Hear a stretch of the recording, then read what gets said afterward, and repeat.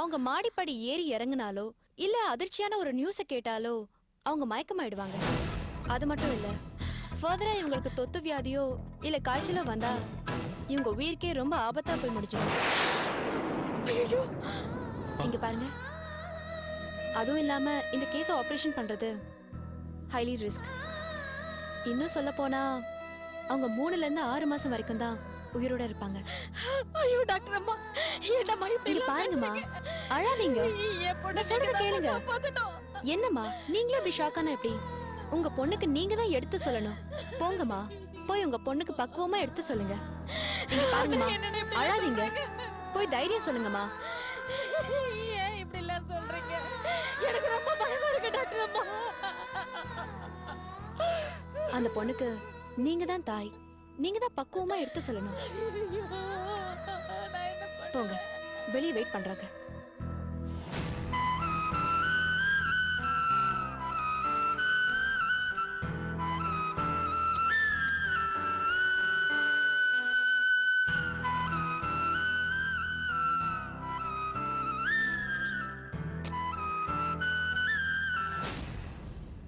என்ன வெளியே அனுப்பிட்டு டாக்டர் என்ன சொன்னாங்க?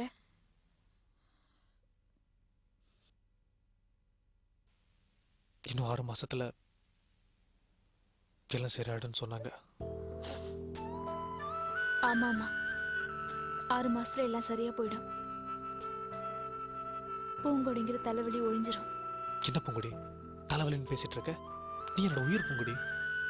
வேணாங்க, உயிர் அது இதுன்னு பேசாதீங்க. நான் இன்னும் 6 மாசத்துல செத்து போயிடுவேன், அது எனக்கு தெரியும். பூங்கொடி, அப்படி எல்லாம் சொல்லாத கண்ணு. உனக்கு ஒண்ணாகாதும்மா, நீ நல்லா இருப்படா. கருவேப்பிலை கொத்து மாதிரி ஒண்ணு பெத்து வச்சிருக்க. ஆண்ட உன்னை கைவிட்டுட மாட்டான்டா. உன்னை ஆண்டவ எப்படியாவது காப்பாத்திட்டு வர. நீ நல்லா இருப்படா, நல்லா இருப்ப. அம்மா, நீங்க டாக்டர் கிட்ட பேசிட்டு இருக்கும்போது நான் வெளியில நர்ஸ் கிட்ட பேசிட்டு இருந்தேன். அவங்க சொன்னாங்க நான் இன்னும் 6 மாசத்துல செத்து போயிடுவேன்னு. மாமா, ஜோசியம் ஜாதகத்தெல்லாம் நம்ப மாட்டேன்னு சொன்னீங்கல்ல, இப்ப பாத்தீங்களா? ஜோசியர் சொன்ன மாதிரியே உங்களோட முதல் தாரம் 6 மாசத்துல செத்து போயிடுவா. நீங்க தீபாவை கல்யாணம் பண்ணிக்கிட்டு சந்தோஷமா இருங்க. இல்லை பூங்குடி, உனக்கு ஒன்றும் ஆகாது. நீ பொண்டாட்டி. உன்னை தவிர வேற யாரும் என்னால நினைச்சு பார்க்க முடியாது. பூங்குடி, இதை விட பெரிய பெரிய வியாதி வந்தவங்க கூட தனக்கு ஒன்றும் ஆகாது, எப்படியும் பொழைச்சிருவோங்கிற நம்பிக்கையில் இன்னமும் வாழ்ந்துட்டு இருக்காங்கம்மா. டாக்டர் ஏதோ தோராயமாக சொல்லியிருக்காங்க, உனக்கு ஒன்றும் ஆகாதம்மா, நீ எப்பவும் எங்க கூடயே தான் இருப்ப. இல்ல மாமா, 6 மாசத்துலயோ இல்ல 9 மாசத்துலயோ நான் செத்து போயிடுவேன். ஆனா ஒரே ஒரு வருத்தம் தான் மாமா, இன்னும் 2 வருஷம் இருந்திருந்தேன்னா நீங்க ஆசைப்படுற மாதிரி உங்களுக்கு ஒரு குழந்தைய பெத்து கொடுத்திருப்பேன். ஆனா அந்த கடவுள் எனக்கு அந்த பாக்கியத்தை கொடுக்கல. ஏன் தெரியுமா? எனக்கு நானே தாலியை கட்டிக்கிட்டு கைலாஸ் தான் கட்டினாருன்னு என் அம்மா மேல சத்தியம் பண்ணல. கைலாஸ் மேல இருக்கிற ஆசையில என் அம்மா மேல போய் சத்தியம் பண்ண. அதனாலதான் நான் அம்மா ஆக முடியாம போயிடுச்சு. தப்பு பண்ணிட்டேன், தப்பு பண்ணிட்டேம்மா. அப்படிலாம் சொல்லாதடா, அப்படிலாம் சொல்லாத.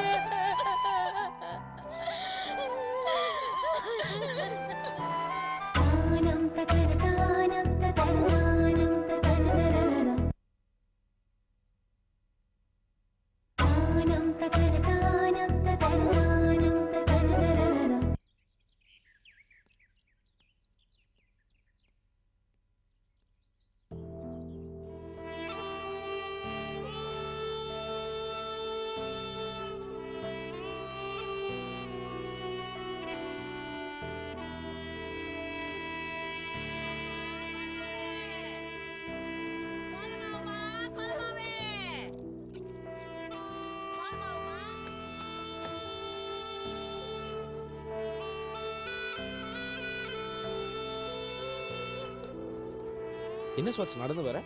வண்டி என்னாச்சு? ஏய் கேக்குறேன்ல, பதில் சொல்லாம போற? ஏய் ஸ்வாட்ஸ் நில்லு. ஏய் என்னாச்சு உனக்கு? நான் பாட்டு கேட்டுக்கிட்டே இருக்க, நீ பாட்டுக்கு வந்துட்டு இருக்க. ஸ்வாட்ஸ் என்ன என்னாச்சு? ஏன் டென்ஷனா இருக்க? இது பிரச்சனையா? நம்ம கல்யாணம் நடக்குமான்னு தெரியல குஃபி. ஏன் இப்படி சொல்ற? நான் உன்கிட்ட ஒரு விஷயம் கேட்பேன், மறைக்காம உண்மையை சொல்லணும்.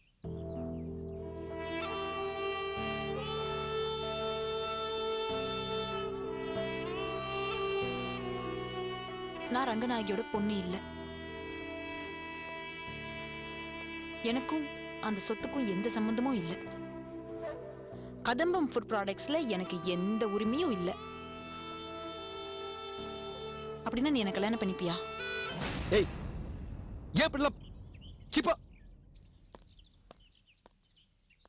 இப்ப எதுக்கு கோச்சிக்கிற? ஓ, இந்த மாதிரி வார்த்தையை கேட்கவே உனக்கு கஷ்டமா இருக்கா? ஒருவேளை அதுவே உண்மையா இருந்ததுன்னா நீ என்ன கல்யாணம் பண்ணிக்க மாட்டியா குஃபி? உனக்கு இருக்கதை பிடிச்சிருக்கா? கிறுக்குதான். 2 நாளா கிறுக்குதான் பிடிச்சிருக்கு.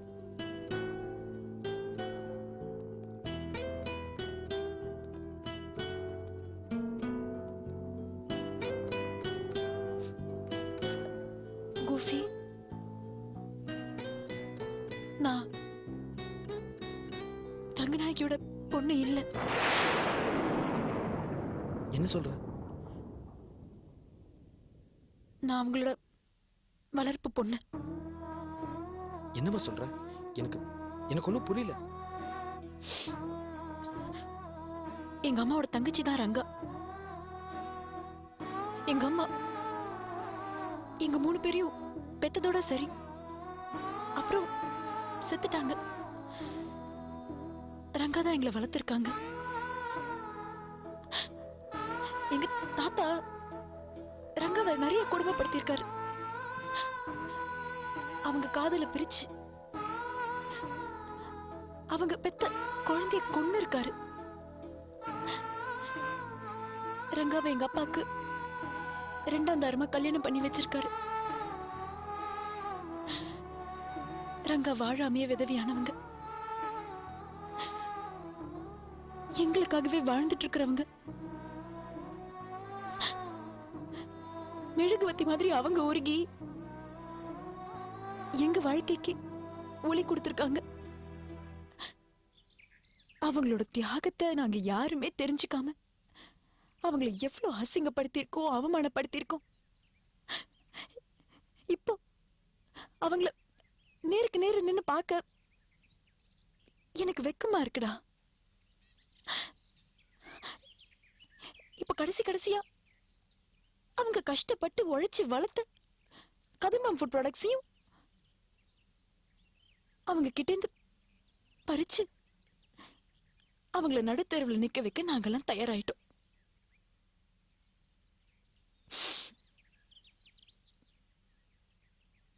நான் ஒரு முடிவு பண்ணிருக்கேன் குஃபி. நான்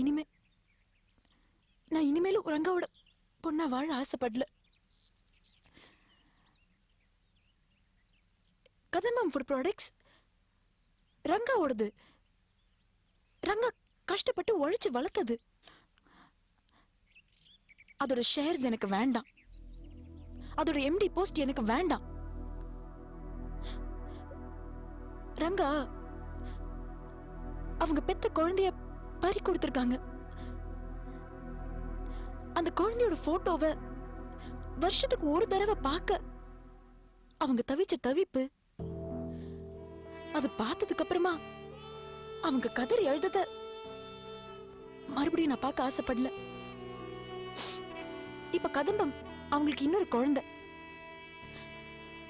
அதை அவங்க கிட்ட இருந்து பறிக்க நான் விட மாட்டேன். கோஃபி, நான் இனிமே சாதாரண ஒரு பொண்ணா, ஒரு அம்மா அப்பா இல்லாத ஒரு பொண்ணா வாழணும்னு நினைக்கிறேன். இப்படிப்பட்ட ஒரு பொண்ண நீ காதலிச்சு கல்யாணம் பண்ணிக்கணும்னு ஆசைப்பட்டனா,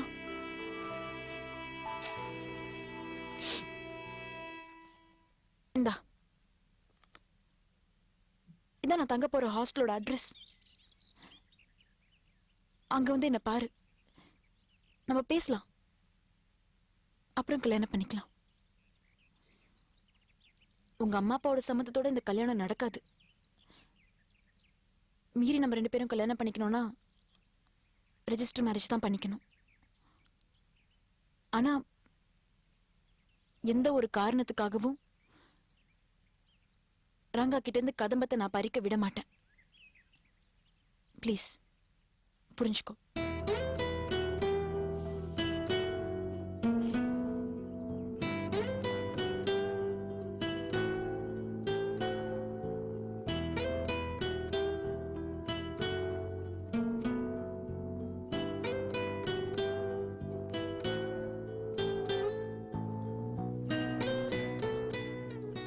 ஸ்வாட்ஸ், என்ன ஸ்வாட்ஸ், என்ன போய் இப்படி நினைச்சிட்டே? உன் மனசு உன்னதான் ஸ்வாட்ஸ் நான் காதலிச்சேன். உங்க அம்மாவோட பணத்தை இல்ல. நான் உன்னை சொன்ன தப்பா எடுத்துக்க மாட்டேன். இந்த ஹாஸ்டல்ல போய் தங்கறதெல்லாம் வேண்டாம் ஸ்வாட்ஸ். நீ அவசரப்பட்டு முடிவு எடுத்துட்டேன்னு நினைக்கிறேன். ஓகே ஓகே, ஆனா ஒண்ணு, நான் உன் ஹாஸ்டலுக்கு வருவேன். என் லவ்வை உனக்கு ப்ரூவ் பண்ணுவேன். உன்னதான் நான் கல்யாணம் பண்ணிப்பேன் ஸ்வாட்ஸ். தேங்க்ஸ்டா, தேங்க்யூ ஸோ மச். நீ என் கூட கடைசி வரைக்கும் இருக்கணும் கோஃபி. I love you. I love you too, ma. I love you too.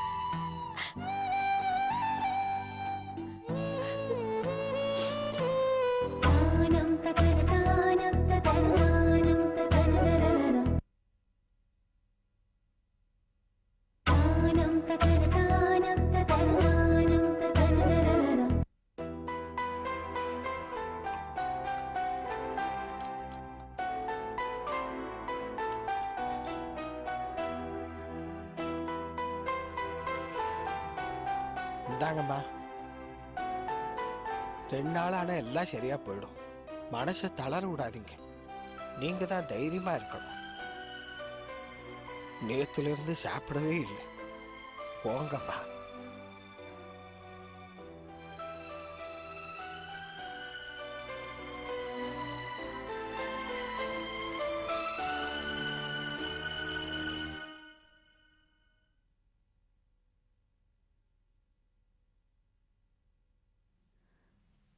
என்னடா என்ன ஆயிடுச்சுன்னு இப்ப எல்லாரும் உட்கார்ந்த இடத்துல அப்படியே உட்கார்ந்துட்டு இருக்கீங்க?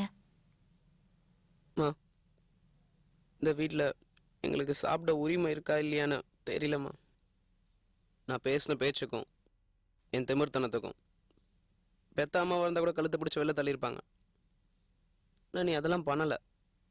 எப்படி உன்னால் மட்டும் எங்கள் மேலே பாசமாக இருக்க முடிஞ்சது? என்னடா கார்த்தி, ஏன் இப்படிலாம் பேசுற?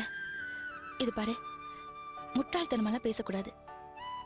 நீ இப்படி பேசுறது தாண்டா எனக்கு ரொம்ப வித்தியாசமா இருக்கு. இத பாரு, என் புள்ள கார்த்தி எப்படி இருக்கணும் தெரியுமா?